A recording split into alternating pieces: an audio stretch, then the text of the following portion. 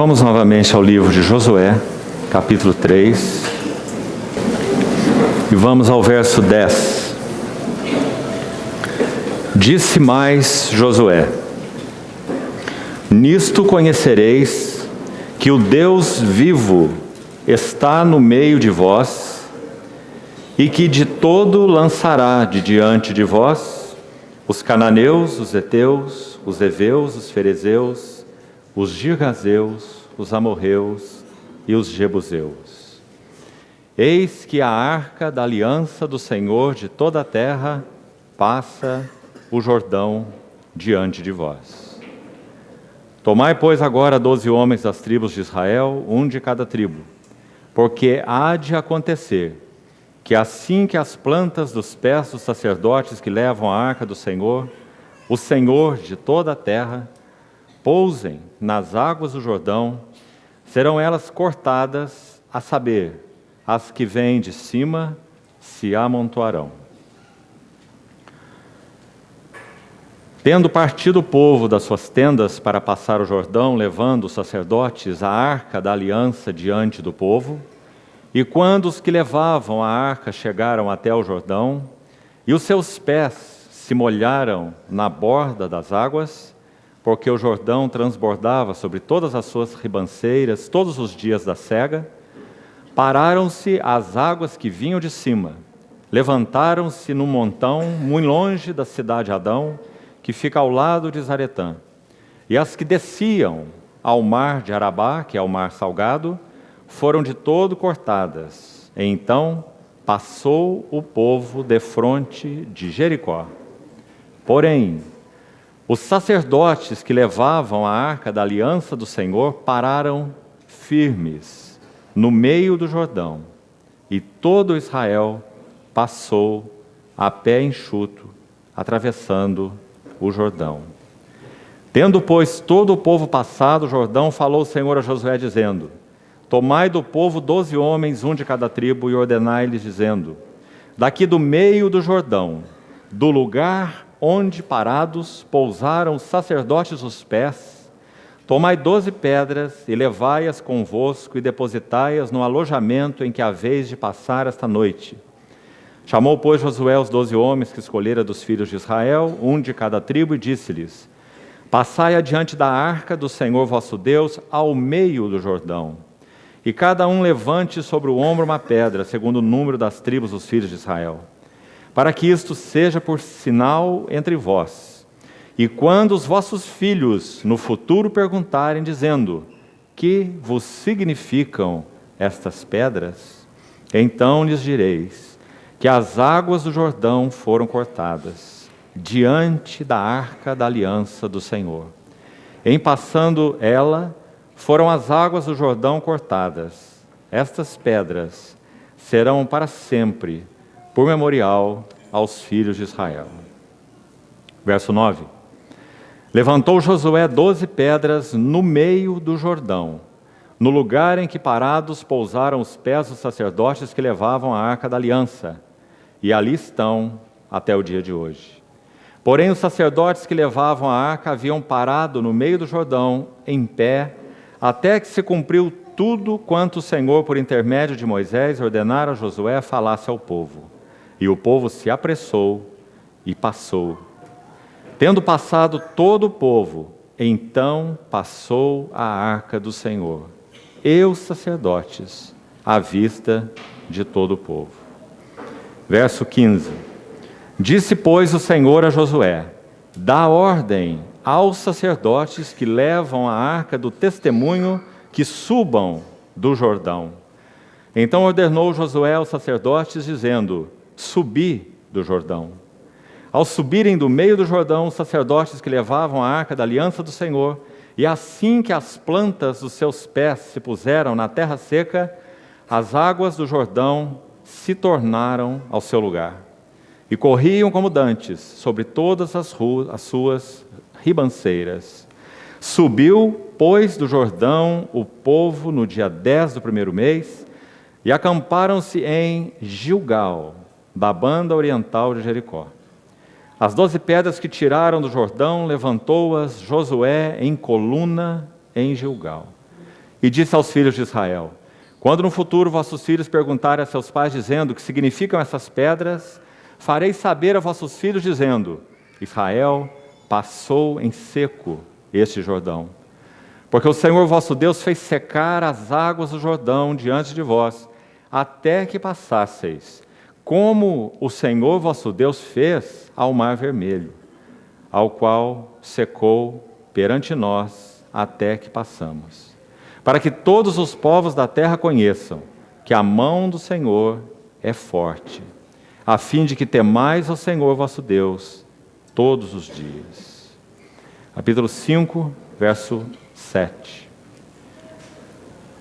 Porém, em seu lugar pôs a seus filhos. A estes Josué circuncidou, porquanto estavam incircuncisos, porque os não circuncidaram no caminho. Tendo sido circuncidada toda a nação, ficaram no seu lugar, no arraial, até que sararam.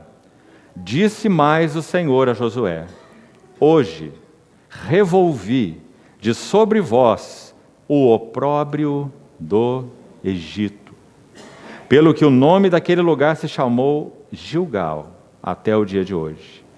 Estando, pois, os filhos de Israel acampados em Gilgal, celebraram a Páscoa, no dia 14 do mês, à tarde, nas campinas de Jericó. Comeram do fruto da terra. No dia seguinte à Páscoa, pães asmos e grãos tostados comeram nesse mesmo dia. No dia imediato depois que comeram do produto da terra, cessou o maná, e não o tiveram mais os filhos de Israel. Mas nesse ano comeram das novidades da terra de Canaã. Temos visto até aqui o significado dessa passagem do Jordão como sendo o ápice, o clímax, esse último passo no que concerne então a entrada, tipologicamente falando, na plenitude de Cristo. Dissemos, irmãos, que são combinados nos relatos duas frases importantes. A arca do Senhor de toda a terra passa o Jordão, e os sacerdotes que a levam.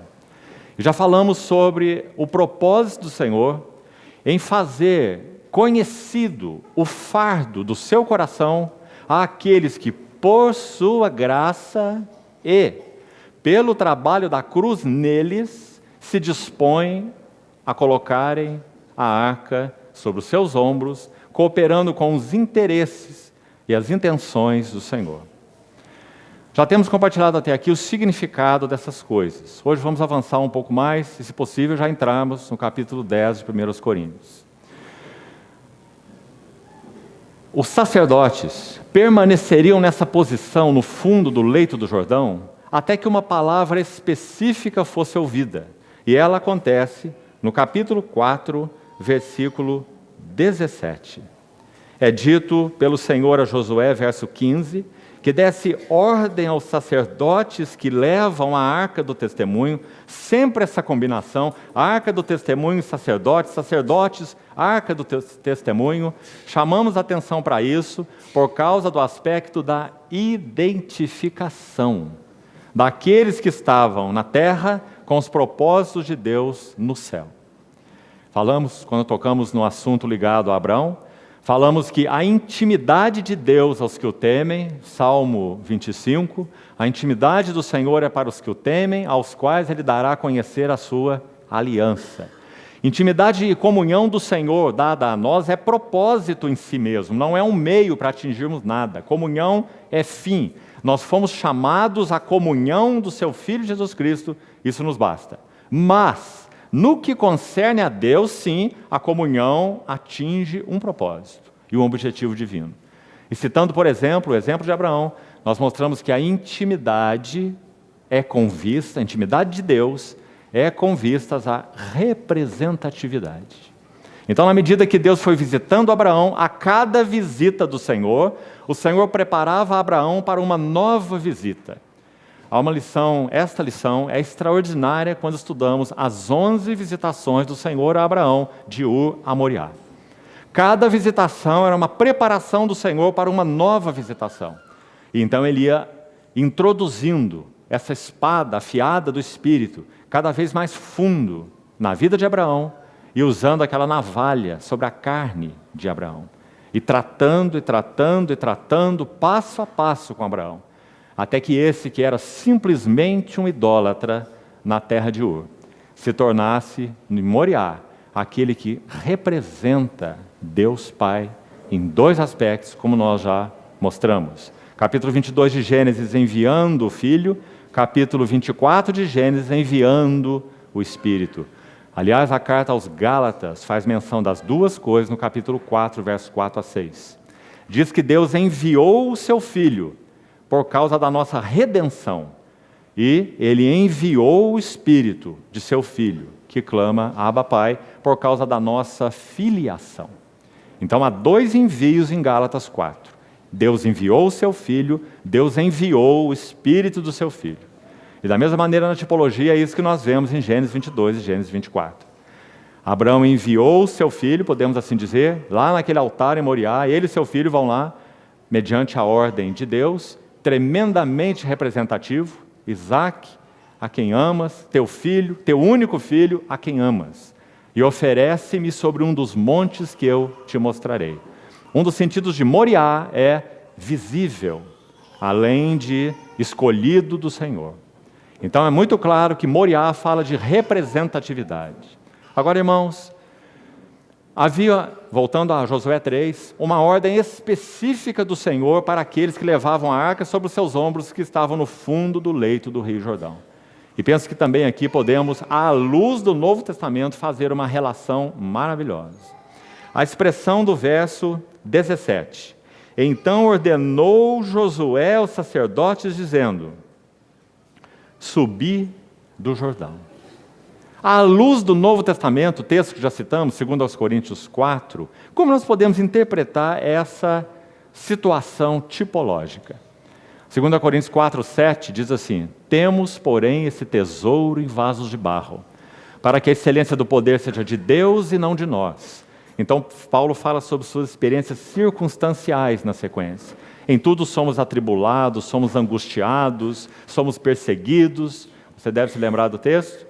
Então, a partir do verso 10, ele vai dizer: levando sempre no corpo o morrer de Jesus. O que Gálatas tem a nos dizer sobre isso? Gálatas 6, ninguém, quanto ao mais, ninguém me moleste, porque eu trago no corpo, até mesmo no corpo, as marcas do Senhor Jesus. Então, levando sempre no corpo as marcas, ou morrer de Jesus, para que também a vida de Jesus se manifeste. Então, o que Paulo está nos ensinando naquele texto, sem nenhuma tipologia, nós estamos na luz clara do Novo Testamento, o que Paulo está ensinando? Que nós temos que tomar posse do morrer. Em que sentido aquele morrer está explicitado no contexto? Perseguição. Se fôssemos usar ainda mais aí 1 Coríntios 4, um outro texto impressionante a partir do verso 9, porque parece a mim que Deus nos pôs a nós, apóstolos, em último lugar. E ele descreve então o que seria isso. Nós somos loucos por causa de Cristo e vós sábios em Cristo. Nós somos pobres por causa de Cristo e vós ricos em Cristo. Ele vai fazendo aquela comparação e diz assim: até a presente hora sofremos fome e nudez e não temos morada certa. Quando caluniados, nós suportamos. Quando injuriados, nós procuramos conciliação. Até agora temos chegado a ser, escute o que a Bíblia denota como sendo status apostólico. Chegamos a ser considerados lixo do mundo e escória de todos. Então é isso que Paulo está chamando de o operar da cruz nele. É isso que ele chama em Gálatas de marcas do Senhor Jesus. E como ele as conhecia. Então, levando sempre no corpo o morrer de Jesus, tomando posse do que significa o morrer de Jesus. Quando as circunstâncias sobrevêm, ou quando nós temos que enfrentar as circunstâncias, por isso não desanimamos. Ainda que nosso homem exterior se corrompa, o nosso homem interior se renova de dia em dia. Não atentando nós nas coisas que se veem, porque as que se veem são temporais, mas as que não se veem são eternas. É isso que ele quis dizer com tomar sobre nós o morrer de Jesus. Certamente, irmãos, quando entrarmos, se o Senhor permitir, daqui a pouco, 1 Coríntios 10, antes ainda de abordarmos aquele texto, nós vamos ver o que significa essa operação circunstancial ou operação do deserto em nossas vidas. O que Deus quer expor, ainda antes de entrarmos naquele texto. Mas esse é um dos aspectos do trabalho da cruz em nós. Então, por favor, deixe o seu cansaço aí de lado e preste muita atenção no que iremos colocar aqui agora. O caminho da cruz, ele se processa em nós sempre de maneira voluntária. A cruz nunca é imposta sobre nossas vidas. Aí você pode perguntar, mas então somos nós que escolhemos as aflições? Paulo escolheu naufrágios, Paulo escolheu ser açoitado, Paulo escolheu... Não. A resposta que nós damos às circunstâncias, sejam elas quais forem, determinarão se essas circunstâncias operarão a cruz em nós ou não. Do contrário, nós não poderíamos fugir da seguinte conclusão: sofrimento é cruz. E não é isso que a Bíblia ensina. Há pessoas que quanto mais sofrem, piores se tornam. Há cristãos especificamente que quanto mais sofrem, piores se tornam. Mais amargos, mais autopiedosos, com maior senso de injustiça, de que estão sendo injustiçados. Ou seja, não é o sofrimento em si que significa a cruz do Senhor operando em nós, mas é a resposta que damos ao sofrimento. Isso é tão importante, irmãos. Madame Guyon disse certa vez, em um de seus escritos, e ela experimentou muito o significado de aflições externas, até mesmo no que concerne ao seu corpo físico, já que ela foi presa, já que foi acometida de enfermidades. Quando se converteu, essa mulher linda, nobre e rica. Para uma mulher não precisava mais nada, naturalmente falando. Ela era as três coisas. E o Senhor ganhou-a, e um dia ela orou: Senhor, despe-me de minhas vaidades. Porque ela queria conhecer o Senhor. E então, o Senhor trabalhou de forma tão sublime e significativa na vida de Madame Guyon. E um dia, então, num dos seus escritos, ela disse assim: nós, cristãos, precisamos aprender a ajoelhar e beijar a mão que trata conosco. Se essa não é a nossa atitude, então o trabalho da cruz não pode ser processado em nossas vidas. Quando o Senhor se revelou a Saulo, ele disse: dura coisa é recalcitrares contra os aguilhões. Em outras palavras, de novo como um boi bravo, dando coices na ponta do ferrão, usado para conduzir a boiada. Deus está dizendo, o Senhor está dizendo a Paulo: o ferrão não vai dobrar, seu calcanhar é que vai sangrar muito. Dura coisa é recalcitrares contra os aguilhões. Então, precisamos aprender a nos dobrar e beijar a mão que trata conosco. Esse é o primeiro aspecto do trabalho da cruz. Então, queridos irmãos, todas as vezes que ouvir essa frase, cruz operando em nós, caminho da cruz, trabalho da cruz, não mistifique. Ele é tão prático. O trabalho da cruz, por um lado, é a ação do arranjo providencial de Deus usando pessoas e circunstâncias, trabalhando sobre nossas vidas. Por isso, quando nós rejeitamos outras coisas, ou essas coisas, isso é tão ofensivo ao trabalhar do nosso Senhor Jesus em nossas vidas. Seja isso relacionamento conjugal, relacionamento familiar. Quando quebramos esses vínculos de alguma maneira, isso é tão ofensivo ao Senhor. Porque se nós cremos na soberania de Deus, então nós sabemos que nós não estamos unidos com nossos cônjuges por um acaso, por uma ação da química, por uma ação de escolhas voluntárias. Nós cremos que o Senhor age soberanamente sobre os assuntos ligados aos seus filhos. E isso no que concerne a tudo mais. A assembleia de irmãos com os quais nós reunimos.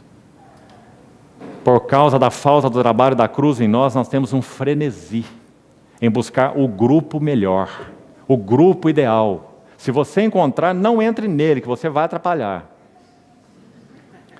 Não é? Porque não existe grupo ideal.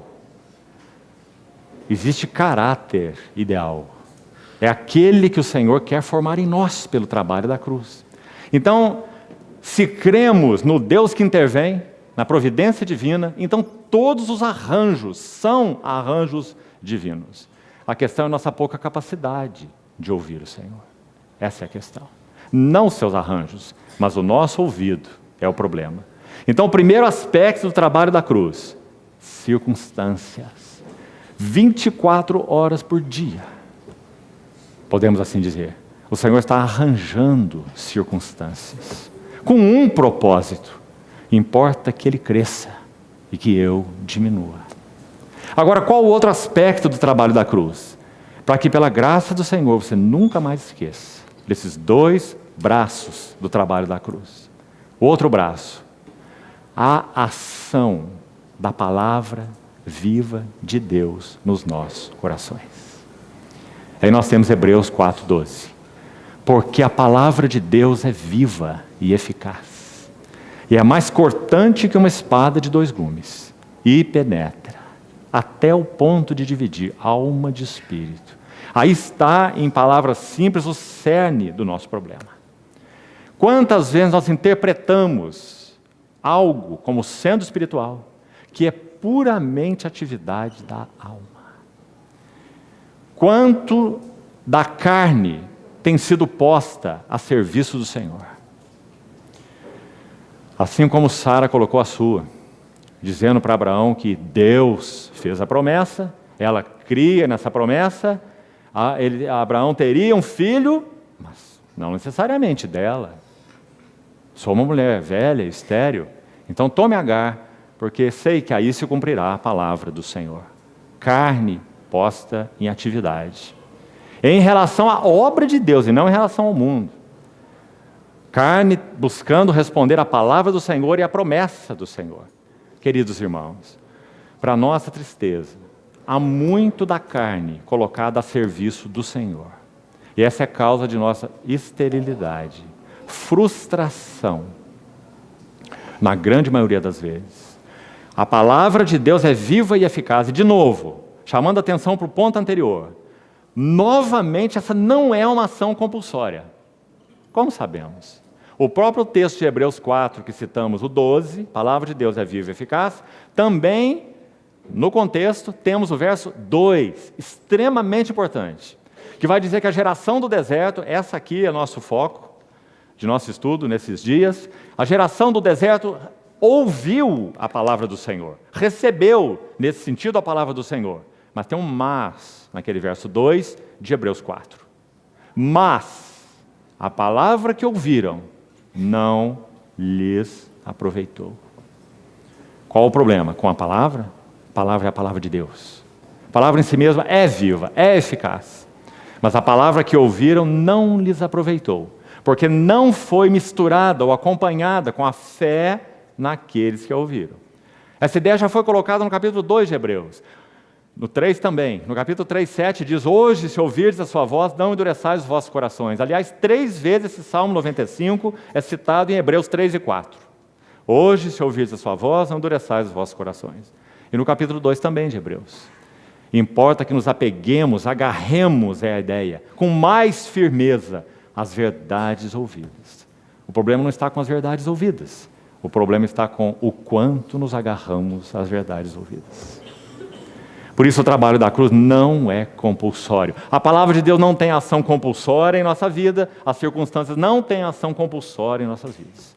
Nós podemos receber a palavra, Hebreus 6, a terra que frequentemente recebe a chuva que cai sobre ela, mas produz espinhos e abrolhos.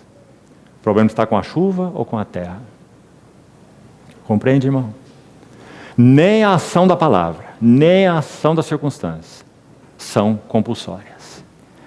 Precisamos nos dobrar diante da mão de Deus que trata conosco pelo arranjo circunstancial. E precisamos nos dobrar ao recebermos a palavra de Deus.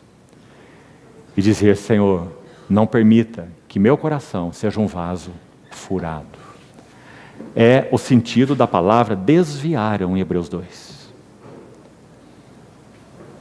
Então, esse princípio é extremamente importante para compreendermos o que significa o caminho da cruz. Não confunda caminho da cruz com sofrimento. Deixem para avançar a partir daqui mais um exemplo, extremamente significativo. O livro de Jó. A chave do livro de Jó, você tem em uma palavra: filiação. O que Deus queria trabalhar com Jó é filiação. Você lê comentários que existem por aí, na maioria, sobre o livro de Jó, e a lição que é trazida como central é o problema do sofrimento do justo. A grande maioria. Isso não é a chave do livro de Jó. Ali está envolvida a questão do sofrimento de justo, mas isso não é a chave do livro de Jó. A chave do livro de Jó é filiação. Em que sentido? Deus iria conduzir Jó de um nível de conhecimento dele para um nível muito maior de conhecimento dele Deus. E claro que, consequentemente, Jó de si mesmo, não é? Porque ele vai poder dizer: eu te conhecia só de ouvir falar, mas agora meus olhos te veem. Visão de Cristo que ele não tinha. E eu me arrependo e me abomino no pó e na cinza. Visão dele que ele também não tinha. Não vamos entrar nesse livro para não nos perdermos os detalhes. Mas ele é simplesmente maravilhoso. O trabalho do redemoinho transformador de Deus. Essa é a chave do livro de Jó. Então, como Jó foi quebrantado? Como ele chegou a uma visão maior de Deus? Leia os 2 primeiros capítulos. Crise. Deus arranjou circunstâncias. Perdeu todos os filhos. Perdeu os jumentos e os bois. Tempestade, destruição. 2 capítulos são escritos em prosa. A partir do capítulo 3, poesia. Até o capítulo 42, verso 6. Que interessante. Deus trabalha em nossas vidas em prosa e poesia. As crises são prosa. E esse trabalho do Espírito, nos detalhes mais profundos, poesia. Porque nós somos poesia dele, criados em Cristo Jesus para boas obras. Efésios 2, 10. Então, podemos dizer que no livro de Jó nós temos sofrimento, mais a palavra de Deus. Porque houve um momento, um dos versículos mais bonitos de Jó é o último do capítulo 31. Sabe o que diz lá? Fim das palavras de Jó. Quando Jó para de falar. Ele fala demais. Ele chega a dizer que Deus é injusto. Ele chega a dizer que Deus o colocou como uma caça e está à espreita, como caçando um animal. Ele diz, em outras palavras: Senhor, põe o olho em outro, tira o olho de mim. O Senhor está me perseguindo. Leia o livro, você vai ver. Se fôssemos dar uma profissão para Jó, não temos dúvida, ele era advogado. Porque ele diz: eu já tenho bem encaminhada a minha causa. E que o Todo-Poderoso se defenda. Ousado esse Jó.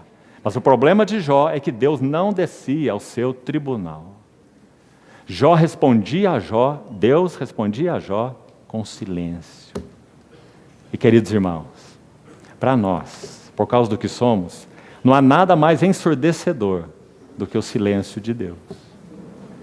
Então Jó vai se debatendo, mas ele não sabia que ele era um peixe fisgado no molinete divino. Quanto mais ele se debatia, mais fisgado ele estava. Então, quando ele para de falar no capítulo 31, nós temos o primeiro versículo do capítulo 32, que introduz a fala de Eliú, que no livro de Jó representa o Espírito Santo. E quando Eliú começa a falar, maravilhoso. Por que ele é o último a falar? Porque ele era o mais novo. O primeiro amigo de Jó representa as emoções. Bildade, o segundo amigo de Jó, representa a mente, ele é intelectual. Isofar, o terceiro amigo de Jó, representa a vontade, ele é arbitrário. Emoções, mente e vontade. O que isso significa? Alma. Quando Deus arranja circunstâncias para trabalhar em nossas vidas, nossas almas gritam. E assim a alma de Jó gritou. Seu intelecto gritou, sua vontade gritou e suas emoções gritaram. E Deus deixou Jó gritando. Quando nós chegamos ao capítulo 38, 32, vai falar Eliú. E Eliú representa o Espírito Santo, o mais novo. Porque em nós a vida do velho homem é muito mais velha do que a vida do novo homem. Concorda, irmão? Primeiro nasceu o velho homem, e um dia nasceu o novo homem.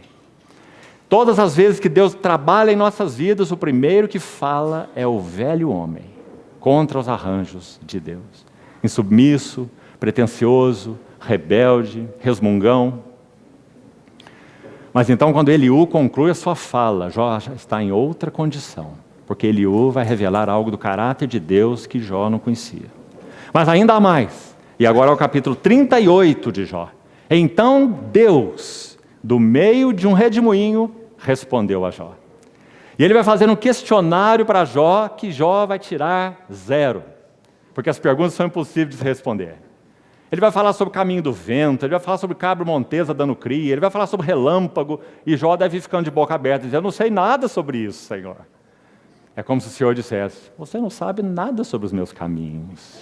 Nada, de nada. Então Deus dá uma primeira rodada com Jó. Jó estava assim, Deus coloca de ponta cabeça assim, no capítulo 41. Então ele fala, parafraseando Jó, ele diz assim: eu falei demais. Eu falei de coisas que eu não conhecia. Coisas maravilhosas demais para mim. E aí ele diz: ponho a mão na minha boca. Agora sim, ele está aprendendo. E porque Deus deu uma rodada com ele, ele pôs a mão na sua boca, Deus pode dar uma outra rodada. Segunda rodada. Começa no capítulo 41. E ele compara Jó a 2 animais. Jó, você é como um crocodilo. Mas exatamente ali, muito provavelmente, seja o rinoceronte. Porque diz que ele foi provido de espada, apontando para aquele chifre do rinoceronte. E ninguém pode dar uma rasteira nele e derrubá-lo. O Behemoth e o Leviatã, ou crocodilo. Quem pode fisgar um crocodilo? Deus pergunta para Jó. Você vê o que Deus está querendo dizer? Quem pode colocar um anzol na sua narina? Ele tem escamas justapostas, dupla couraça. Está lá no capítulo 41. Dupla couraça justaposta, e não penetra nem o ar. Jó era impenetrável, inquebrantável por qualquer homem. O capítulo 1 de Jó diz que ele era o maior do Oriente. Deus disse que não havia na terra ninguém igual a Jó. Não precisava ninguém dizer mais nada, Deus já disse. Mas o problema de Jó é que ele tinha um espelho diante dele o tempo todo. Eu sou o mais belo da terra. Eu sou justo, sou íntegro, sou temente a Deus, me desvio do mal. São as palavras do capítulo 1. Jó saía na praça, os jovens retiravam de vergonha. E os príncipes e nobres punham a mão na sua boca. Porque agora Jó vai falar. Era quase como um anjo do céu. Compreendeu, irmão? Esse era Jó. E agora Deus vai meter o anzol no nariz do Leviatã. E ele faz a pergunta: quem pode apanhá-lo? Ninguém, a não ser o próprio Deus. É maravilhoso. Então, quando ele apanha esse crocodilo e mete um anzol no seu nariz, abre Jó a sua carcaça, o que Jó vai dizer? Eu te conhecia de segunda mão, só de ouvir falar, mas agora meus olhos te veem, e me arrependo, e me abomino. Abomino é sempre uma palavra ligada em conexão com idolatria. A idolatria é a abominação. Então Jó está dizendo: eu era um ególatra, um idólatra. Eu me adorava. Agora eu me arrependo e me abomino no pó e na cinza. O arranjo das circunstâncias e a palavra de Deus. Sofrimento mais a palavra de Deus é igual a plenitude. Porção dobrada. Não foi o que Jó recebeu? Maturidade. Louvado seja o Senhor. Então, irmãos, quando que essa ordem do verso 17 de Josué 3 será ouvida? Então ordenou Josué ao sacerdote, dizendo: subi do Jordão. Ora, à luz de 2 Coríntios 4, que nós estávamos citando, nós só iremos ouvir essa ordem do nosso Josué na sua segunda vinda. Então, para aqueles que têm entendido o significado do caminho da cruz, para aqueles que pela graça, e quanta graça, têm sido chamados para serem pioneiros do caminho celestial, como falamos, qual é a sua posição até que o Senhor venha? No fundo do leito do rio Jordão. é sua posição. Mas louvado seja o Senhor. Naquele dia, o verdadeiro Josué dirá a esses sacerdotes: subi do Jordão. Nas palavras do Novo Testamento: muito bem, servo bom e fiel. Fostes fiel no pouco, sobre o muito eu te colocarei. Entra, Canaã, entra no gozo do teu Senhor. Bendito seja o seu nome. Então, subi do Jordão. Muitas vezes nessa passagem, plantas dos pés dos sacerdotes são citados. Está aí no verso 18 de novo, as plantas dos pés dos sacerdotes. Guarde essa expressão importante, tão significativa nesse livro, porque nós já vimos aquela chave do capítulo 1, verso 3. Todo lugar que pisar a planta do vosso pé será vosso. A primeira porção daqueles que exaltaram Cristo, supremacia, centralidade, primazia de Cristo, a arca sobre os seus ombros. A primeira porção deles é morte, e permaneçam na morte até que todo o povo passe. A arca é vanguarda e a arca é retaguarda. E isso se aplica aos pioneiros do caminho celestial. Eles têm que fornecer um caminho. Numa assembleia local, os irmãos mais novos nunca poderão ir além do que vão, espiritualmente falando, não cronologicamente falando, mas espiritualmente falando, nunca irão além do que vão os irmãos mais velhos. Essa é a nossa grande responsabilidade. Pioneiros do caminho celestial. Ovelhas de um só pastor, mas nesse rebanho há ovelhas guias. Ovelhas que, quem sabe, quando eram mais novas, tiveram a perna quebrada, porque eram fujonas e rebeldes, como o pastor faz. Quebra a perna e leva no seu colo. Parte do adestramento delas. Mas agora elas podem ensinar as mais novas a não fazer isso. Cuidado, ele pode quebrar a sua também. Né? Ovelhas guias, não é maravilhoso? Então esses são os pioneiros do caminho celestial. Subir do Jordão. Então, ainda nesse capítulo 4, para tomarmos algumas ênfases principais, pelo menos, 2 memoriais. Isso também é tão lindo, irmãos.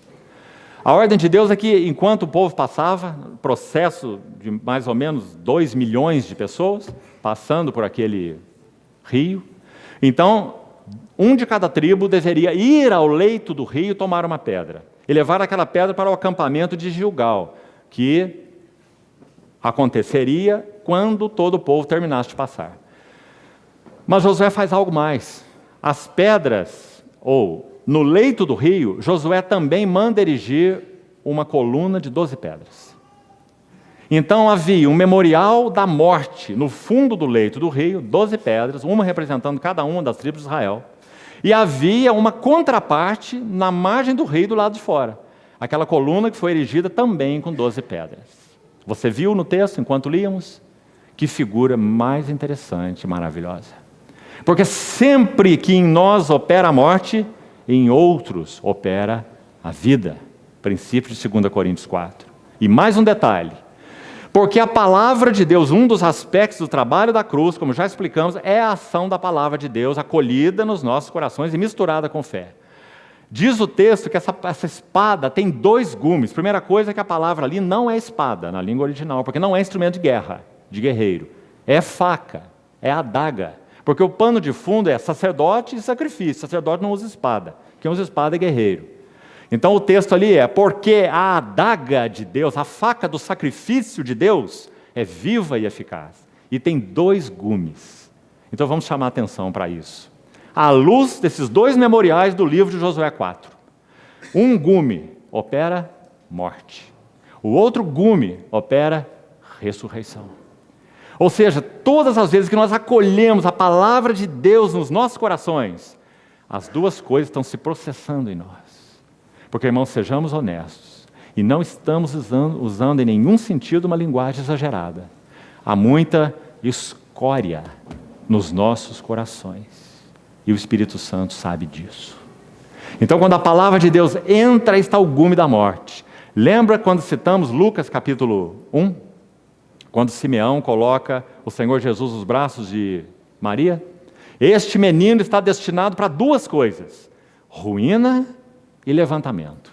O oposto, ruína e levantamento. De muitos em Israel, e para ser alvo de contradições. Aquilo que era verdadeiro com relação à palavra viva, que é o Senhor Jesus, é verdadeiro com relação à palavra escrita, a palavra falada pelo Senhor Jesus. As palavras que eu vos digo são espírito, são vida. Suas palavras são iguaizinhas a Ele. Assim como Ele produz ruína, e o Senhor arruinou a muitos. E assim como Ele levantou a muitos, assim a sua palavra opera em nós. Sua palavra tem que arruinar-nos em tudo aquilo que ofende o Espírito Santo e não condiz com o caráter de Cristo, que é puramente natural. E quem sabe, se tivermos tempo, vamos entrar por aí um pouco, porque a questão não é o assunto ser pecaminoso em si. Muitas vezes o que é natural não é, digamos, especificamente pecaminoso, é puramente natural. E se o Senhor não puder tratar com o natural em nós, nós nunca poderemos ser homens espirituais e pioneiros na jornada celestial. Então, quanta graça, irmãos, e quanta bondade do Senhor trabalhar em vasos tão desajeitados como somos nós. Então, o gume da morte e o gume da ressurreição. Deus se coloca no exato lugar de tudo aquilo que Ele leva à morte em nossas vidas. Isso é um princípio enunciado por uma serva do Senhor do século passado. Deus nunca deixará seus filhos no vácuo. Tudo que Ele operará em nós, seja pelas circunstâncias, ou seja pela palavra, para arruinar em nós, como já vimos, Ele o preencherá com a sua própria pessoa e vida. Isso significa Cristo sendo formado em nós. Compreende, irmão? Como encher um vaso cheio? Impossível. Então o Senhor vai nos esvaziando, para que Cristo possa ir aumentando em nós. Então, vamos guardar esse princípio importante. Nós estamos vendo aí nessa tipologia tão linda.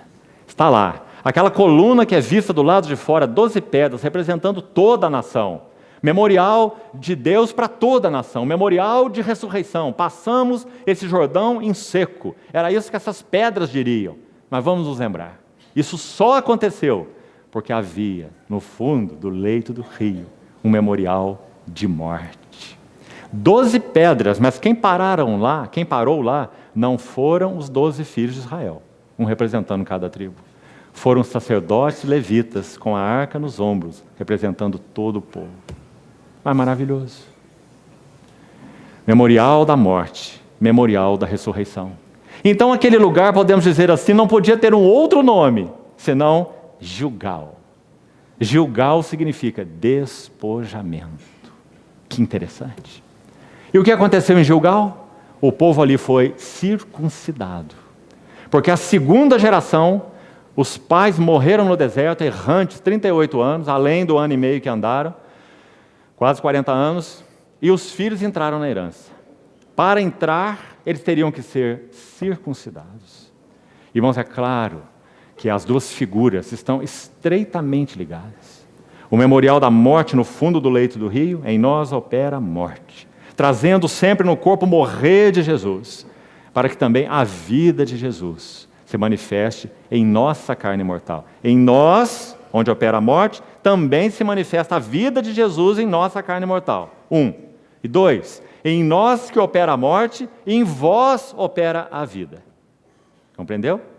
Então, vida naqueles que levam a morrer de Jesus e vida através daqueles que levam o morrer de Jesus. Maravilhoso.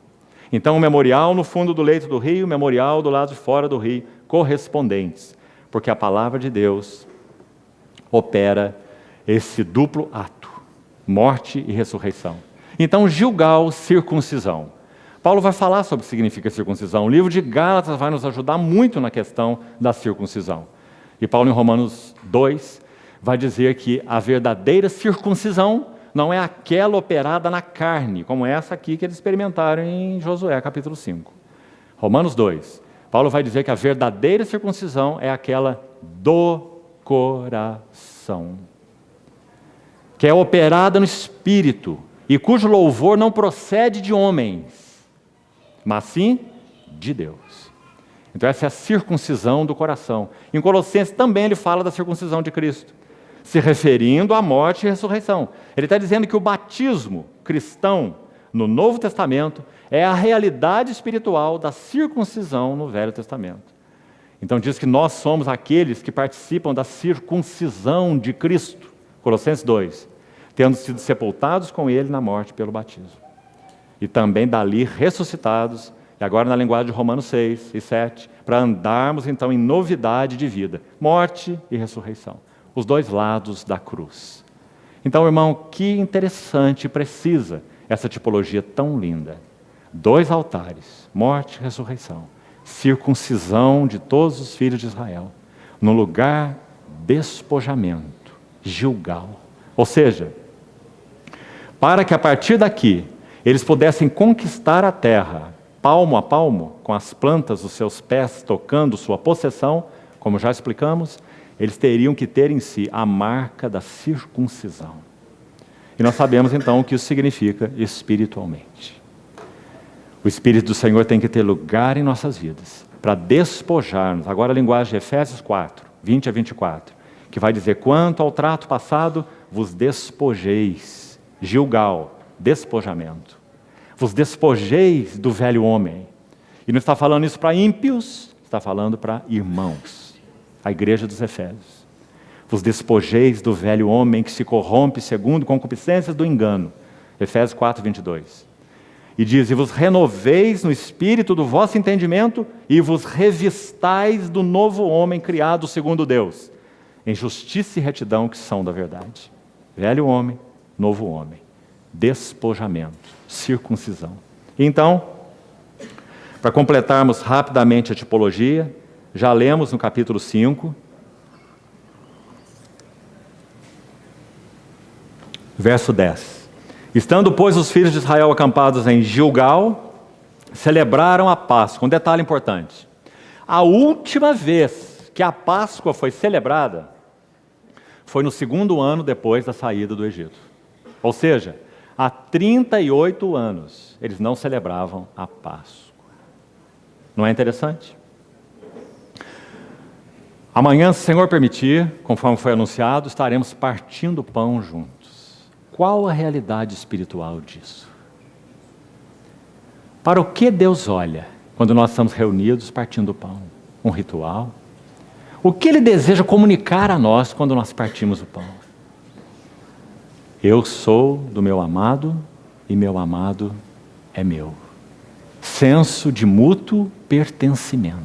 Essa é a realidade espiritual da mesa do Senhor. Nós somos dele e ninguém nos arrebatará de suas mãos. E Ele também é nosso. Qual é a realidade espiritual do partir do pão? Cristo, nosso Cordeiro Pascal, foi imolado. Qual é a realidade espiritual no que concerne a nós? Falamos de 2 realidades objetivas. Subjetivamente falando, qual é a questão ligada a nós? É se o Senhor pode encontrar, enquanto nós partimos um pão, um ambiente no qual Ele pode pôr o seu selo. Há 2 versos, pelo menos, citados em Hebreus capítulo 2, que são tão lindos, irmão. Por favor, escute com atenção. E tão preciosos, particularmente no que concerne a mesa do Senhor, embora eles tenham uma aplicação muito mais ampla do que a mesa do Senhor.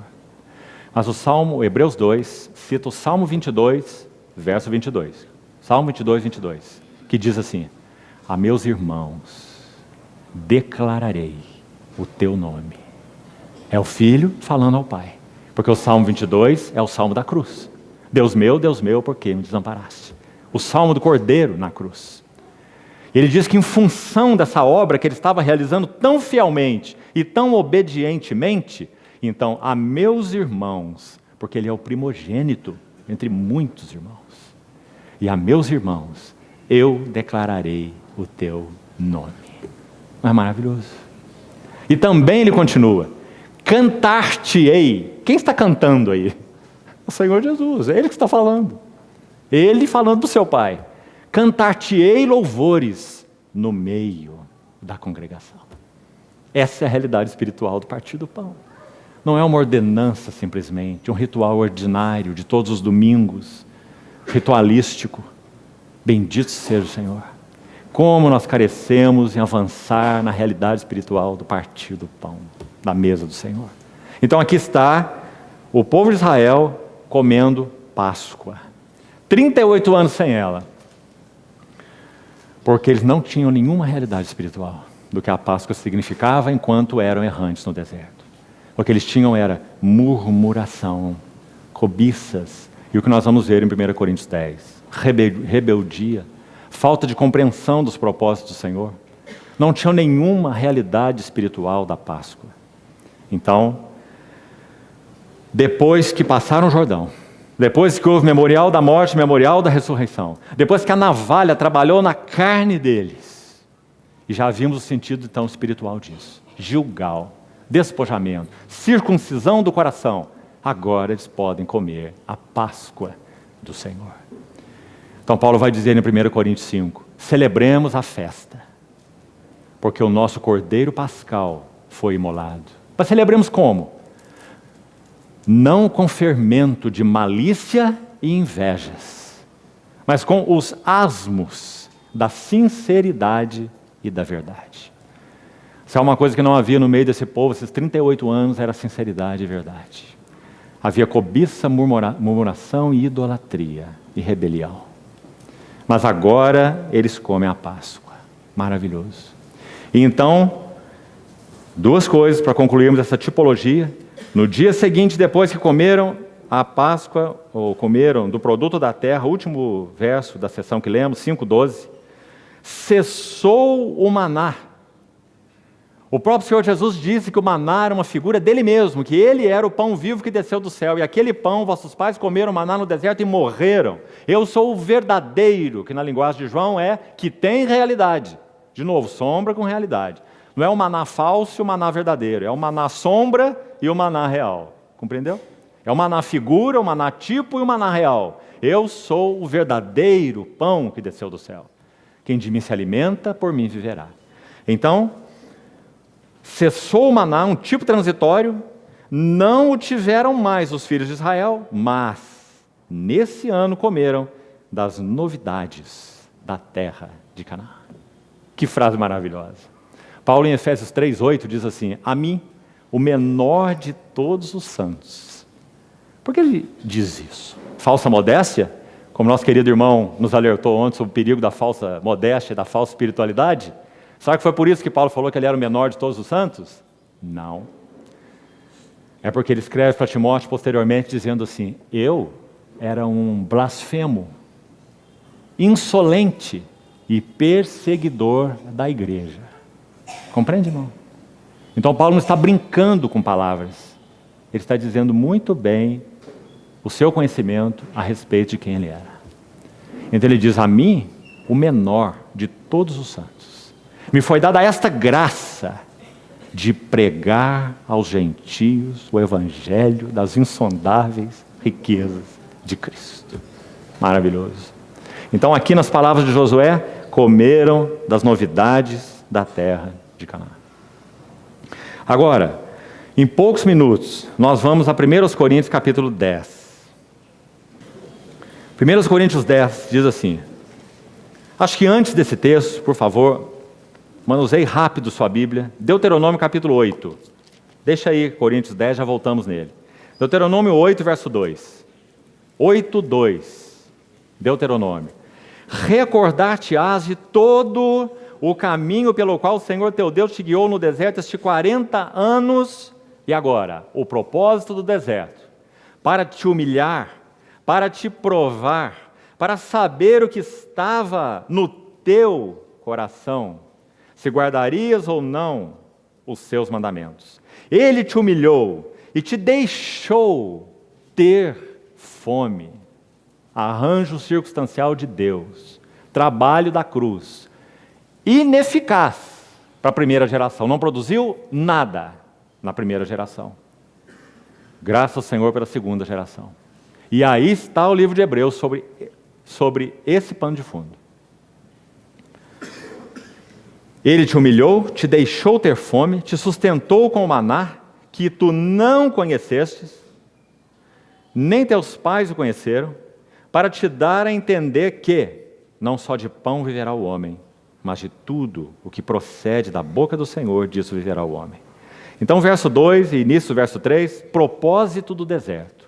Agora, há ainda um lindo verso importante em Oséias capítulo 2. Oséias capítulo 2, verso 14. Olhe com atenção esse versículo. Vamos ver o 13 também. Castigá-la-ei pelos dias dos Baalins, nos quais lhes queimou incenso, e se adornou com as suas arressadas e com as suas joias, e andou atrás de seus amantes, idolatria, atrás dos seus amantes, mas de mim se esqueceu, diz o Senhor. E agora esse impressionante verso 14, lindo e impressionante. Portanto, eis que eu a atrairei. Irmão, essa é uma linguagem de noivo e noiva, atração. Mas eu a atrairei e a levarei para o deserto. Deserto não é lugar de núpcias. Eu a atrairei e a levarei para o deserto, e lhe falarei ao coração. Não é um verso maravilhoso, irmão? Sim, para Deus o deserto é um lugar de núpcias. Nós não temos tempo para detalhes. Leia Jeremias 31, e você vai ver a linguagem de Jeremias 31. Eu vos tomei pela mão e vos tirei do Egito. Sabe qual é o pano de fundo dessa frase? O noivo estendendo a sua mão para conduzir a sua noiva às bodas. O Senhor foi ao Egito, tirou o seu povo, com o propósito de que eles fossem para Ele uma noiva. Por isso em Jeremias 2 é dito assim: que injustiça acharam os vossos pais em mim, para de mim se desviarem, indo após a nulidade dos ídolos, e se tornando nulos eles mesmos. Jeremias capítulo 2. A mim me deixaram um manancial de águas vivas, e cavaram para si cisternas rotas, que não retêm as águas. Linguagem do amante, com A maiúsculo, celestial, daquele que nos ama. Vós me seguíeis no deserto, ainda Jeremias 2, numa terra em que não se semeia. Então Israel era consagrado ao Senhor, e eram suas primícias, linguagem do noivo e da noiva. E aqui o Senhor usa Oséias e Gomer para representar a infidelidade do coração do povo diante do seu noivo celestial. E o Senhor diz que o remédio seria atraí-la para o deserto, porque o deserto iria humilhá-la, não rechaçá-la, mas o deserto iria prová-la, ia passá-la pelo fogo, para que ela soubesse que o seu coração é cheio de amantes que competem com o Senhor. Então o Senhor a atrairia e levaria para o deserto. Então nós temos a última frase maravilhosa. O propósito então não é rechaçar, o propósito é falar ao coração. Graças ao Senhor por sua misericórdia. É isso que Ele tem feito conosco. O deserto fará o seu trabalho em nossas vidas até que o noivo de novo apareça. Ele manterá suas mãos estendidas para nós, com o mesmo propósito pelo qual, ou para o qual, Ele nos deu as mãos quando nos encontrou no Egito. Sua aliança é irrevogável, mas Ele continuará nos conduzindo pelo deserto, porque nós precisamos conhecer os nossos corações. A verdadeira circuncisão, Filipenses 3:3, são aqueles que adoram Deus no Espírito. Mas quem nós adoramos? De nós, por nós e quanto a nós mesmos? Nós. Nosso objeto de adoração se chama eu. A verdadeira circuncisão são aqueles que adoram a Deus no Espírito e se gloriam em Cristo. Se o deserto não trabalhar em nós, nós nos gloriamos em nós. Como Jó, como Pedro, é isso que nós somos. E por último, Paulo termina a terceira marca da circuncisão. E não confiam na carne. Adoram Deus no Espírito. se gloriam em Cristo e não confiam na carne. Então o propósito do deserto é exatamente esse. Na primeira geração, Deus não obteve verdadeiros adoradores. Buscou, mas não encontrou. Na primeira geração, ele não obteve aqueles que se gloriavam em Cristo. Murmuração, obstinação, rebelião e idolatria. E, de novo, na primeira geração, ele não obteve aqueles que não confiavam na sua carne. Porque era ali mesmo que eles confiavam. Moisés sobe ao monte, então Arão faz aquele bezerro estratégico, né? O Arão jeitoso, mau, aquele que diz que pegou as argolas das mulheres, lá, as joias, e jogou no fogo e saiu um bezerro. Você já viu uma coisa dessa? Bezerro instantâneo. Né? Esse era o Arão com seus subterfúgios. Foi nada disso que aconteceu, nada disso. Ele mentiu, porque isso não é possível. Ele tomou o ouro, fundiu, como diz a Bíblia, e trabalhou com buril. Ou seja, ele fez um molde, aquele ouro fundido escorreu para dentro do molde. Há duas coisas de ouro chocantes em Êxodo: bezerro de ouro, candeeiro de ouro. Candeeiro de ouro é figura de Cristo e é figura da igreja, como nós sabemos por Apocalipse 2 e 3. 7 candeeiros são 7 igrejas. Como que Deus produz seu testemunho na igreja? Golpes de martelo e de cinzel. Trabalho da cruz. Golpes e golpes e golpes num talento de ouro puro. Como o Espírito Santo, como o inimigo imita aquilo que o Espírito Santo faz? Moldes. Então tome o molde dessa localidade e leve o molde para outra localidade. E pratique as mesmas coisas. E fale as mesmas coisas. E invoque o Senhor da mesma maneira. E o bezerro de ouro é transportado de cidade para cidade. Mas Deus produz o seu testemunho por golpes de martelo e cinzel. Esse é o testemunho do Senhor. Então, o deserto tem a finalidade de expor o que está nos nossos corações. Agora, irmão, vamos a 1 Coríntios 10. 5 minutos. Pelo menos vamos citar para os irmãos quais são os itens aqui.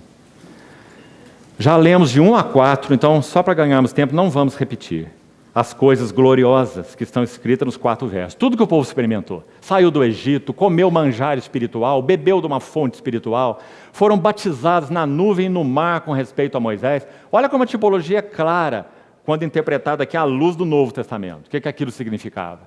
É a redenção de Cristo, é o nosso pertencimento a Cristo, é o nosso batismo, é o nosso comer de Cristo. Ele é nosso alimento, Ele é nosso pão vivo, né? E a rocha era Cristo, conclui assim o verso 4. Então o verso 5, entretanto, Deus não se agradou da maioria deles. Razão porque ficaram prostrados no deserto. 38 anos errantes. O primeiro ano e meio jornadearam corretamente. Estavam indo em direção a Canaã, o grupo era enorme. Havia uma jornada de 11 dias para um transeunte normal que fizesse a caminhada de uma maneira regular, normal, rápida, mas eram milhões de pessoas. Então eles levaram 1 ano e meio, estação após estação, a condução do Senhor até as margens do Jordão. Tudo certo, 1 ano e 6 meses aproximadamente. Ali eles deveriam entrar em Canaã, mas você sabe o que aconteceu. Então eles voltaram para trás, deram as costas para a herança e erraram 38 anos no deserto. Em João 5 há um homem enfermo no tanque de Betesda, 38 anos. Porque ele não era curado. Um anjo descia, agitava as águas e o coitado esperava alguém que o colocasse no tanque. Maldito o homem que confia no homem e faz da carne mortal o seu braço. Aquele homem no tanque de Betesda, 38 anos, é figura da nação de Israel, 38 anos jornadeando no deserto. E o Senhor pergunta, queres ser curado? E temos aquela história maravilhosa. Então, aqui no verso 6. Ora, essas coisas se tornaram exemplos para nós. Exemplos para nós. Então não rasgue o teu Velho Testamento. Tome cuidado, é palavra de Deus. A fim de que não cobicemos as coisas más como eles cobiçaram. Então, apenas citando os eventos. Cobiçaram coisas más está em Números 11, 4 a 6. Tome seu lápis rápido aí para fazer as anotações finais.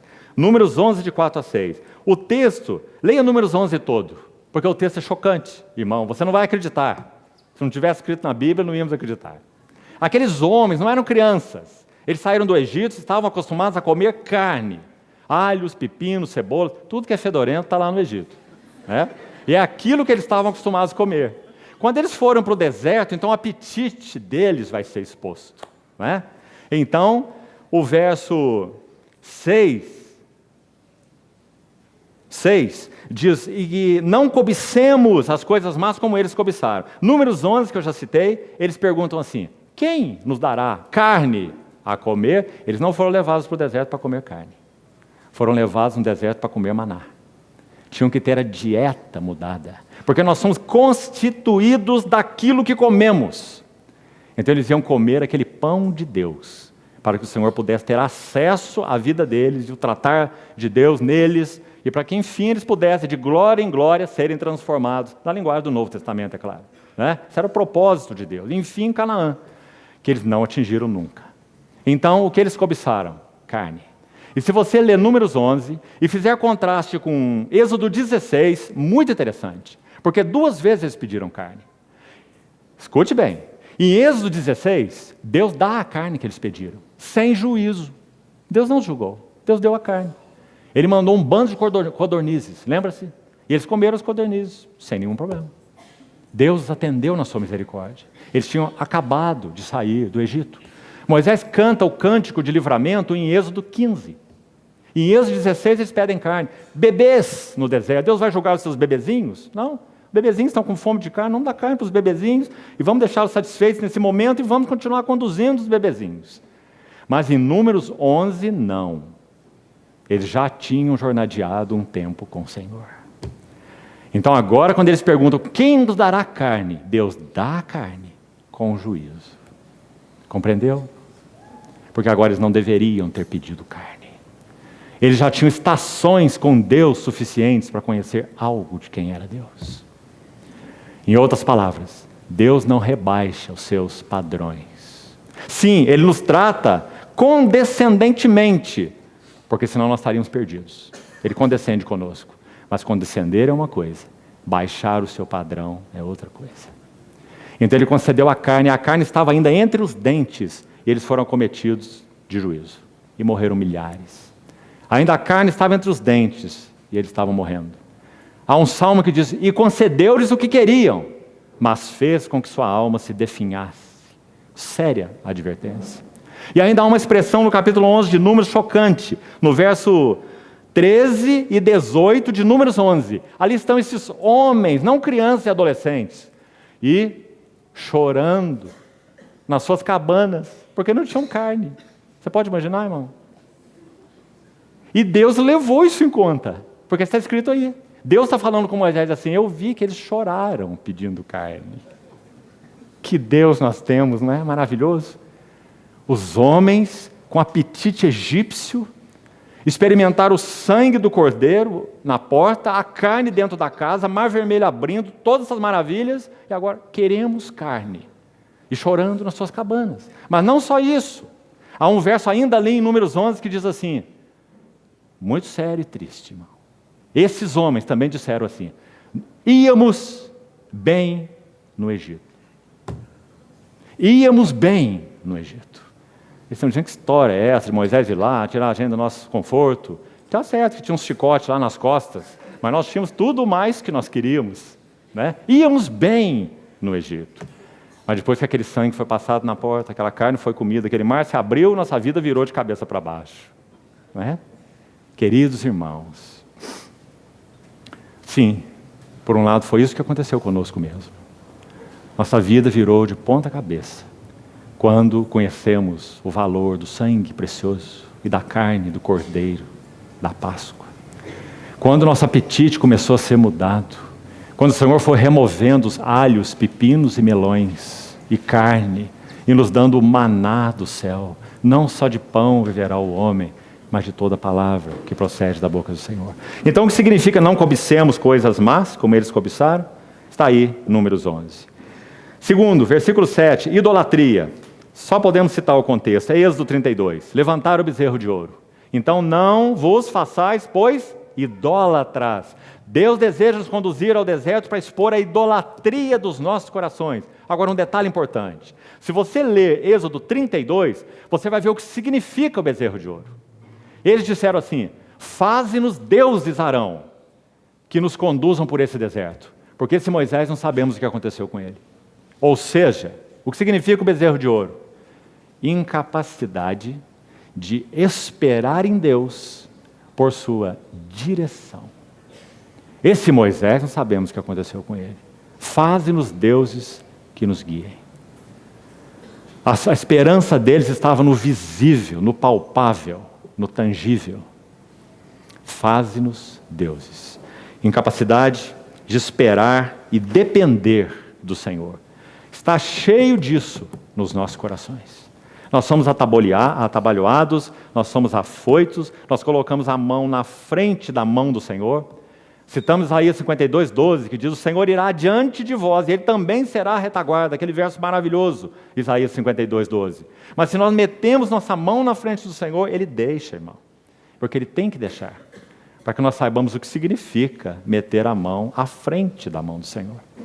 Então essa foi a grande lição desse versículo. Verso 8. E não pratiquemos imoralidade. Só uma palavra rápida sobre isso. O contexto aqui é Números 25. Então você tem Números 11 para o primeiro, Êxodo 32 para o segundo, idolatria, bezerro de ouro. Números 25 para o terceiro, quando eles estavam em Sitim e foram a Baal Peor e se corromperam com as moabitas, que nós já citamos. Então aí, imoralidade. Irmão e irmã, jovens cristãos, guardem o secreto do seu coração. Imoralidade. Queridos irmãos, é alarmante a quantidade de imoralidade presente no meio do povo do Senhor. A imoralidade oculta, a imoralidade de internet, a imoralidade de quarto fechado, a imoralidade daqueles que não conhecem o que significa um coração exposto na luz do Senhor, andar na presença daquele que sonda mente e coração. As palavras dos meus lábios e o meditar do meu coração sejam agradáveis na tua presença. Mas a boa notícia, querido irmão, encorajadora para nós, é que se nós comungarmos com Deus, nessa esfera de dor, sim, Ele tem o antídoto para nos sarar, para nos curar, para mudar nosso apetite, para nos dar mentes transformadas e apetites sadios. Então guardemos os nossos corações. Porque o Espírito Santo não pode compactuar com aquilo que é imoralidade. Então, Números 25, está bem claro aí. O versículo 9, eles tentaram a Deus, e aqui é Números 21. Tentaram a Deus, verso 9. E o Senhor envia serpentes abrasadoras. Qual é essa tentação aqui? Eles foram impacientes, e o povo se tornou impaciente no caminho. É a expressão de Números 21. Versículo 10. Murmuração. Nem murmureis como alguns deles murmuraram e foram destruídos pelo exterminador. Quando foi isso? Números 16. A rebelião de Coré, Datã, Abirão. E depois que a rebelião terminou, mais 14.700 para completar o grupo, né? Em Números 16. Então diz: não murmureis como eles murmuraram. Números 16. Murmuraram contra o quê? O que Paulo quer que nós aprendamos a partir dessa citação? Eles murmuraram contra as disposições e o governo do Senhor. Todo o povo não é santo? Cada um deles não é santo? Então que história é essa de Moisés, Arão, né? E esses que estão querendo encabeçar o povo? Todo mundo é santo no povo do Senhor. Então Coré é santo, Datã é santo. E o Moisés disse: vocês não sabem o que estão fazendo. Vocês são privilegiados por poderem atuar na casa do Senhor, no tabernáculo do Senhor, transportar os utensílios sagrados. Vocês ainda estão aspirando sacerdócio. Vocês não conhecem as disposições do Senhor. Vocês não conhecem o governo de Deus. Então Paulo está usando essa exortação para nós. No povo do Senhor no Novo Testamento, todos somos sacerdotes. Mas cuidado, irmão. Um é olho, um é ouvido, outro é mão, outro é olfato. Deus dispôs. 1 Coríntios 14. Deus é quem dispôs os membros do corpo, como lhe apraz, a cada um individualmente. Então que não haja murmuração no nosso coração, pelo contrário, que nós apreciemos o dom de Cristo no outro. Nós precisamos uns dos outros. Ninguém é completo sozinho, isso não existe no corpo de Cristo. Ninguém tem toda a revelação, ninguém tem toda a verdade, ninguém é o apóstolo, o iluminado, o oráculo, o profeta, ninguém. Mas que o Senhor nos guarde de murmuração, de competição. Então, essas coisas lhe sobrevieram como exemplos para advertência nossa. Assim, aquele que pensa estar em pé, veja que não caia, verso 12. Quem é que pensa estar em pé? É aquele que não conhece o deserto. Esse pensa estar em pé. Mas aquele que tem sido atraído pelo Senhor ao deserto e ouvido sua palavra no seu coração, esse não pensa estar em pé. Esse sabe que a sua posição segura é aos pés do Senhor. O único que está em pé é Ele. Nós estamos aos seus pés. Essa é a nossa posição segura. E por último, não vos sobreveio provação que não fosse humana. O que esse versículo quer dizer? Deus é quem administra o deserto. Então não fique preocupado. O meu deserto vai passar por que cova? O meu deserto vai passar por que caverna? Compreende, irmão? Não se preocupe. Não vos sobreveio provação que não fosse humana. Deus é fiel. Deus é fiel. Isso fala de aliança. Ele é o noivo e nós a noiva. Não nega a sua aliança. Deus é fiel. Não permitirá. E se Ele não permite, ninguém pode fazer nada contra isso. Graças a Ele. Não permitirá que sejais tentados além das vossas forças. Bendito seja Deus. Mas juntamente com a provação, vos dará livramento. Livramento da aprovação? Não. Livramento para suportar a aprovação. Também é lindo nesse versículo. Porque o Senhor não está aí como o pai super protetor, não é? E quando o filho está a 100 metros do perigo, o pai já pegou o filho aqui. Deus não faz assim não, né? Ele não é pai super protetor. Ele é pai protetor. E que quer nos ensinar lições muito específicas. Então, esse versículo 13 termina dessa maneira tão linda. Ele vos dará livramento para que possais suportar. Senhor, continue falando ao nosso coração, me perdoem pelo avanço do tempo. Vamos fazer um intervalo então, daqui a pouco voltamos.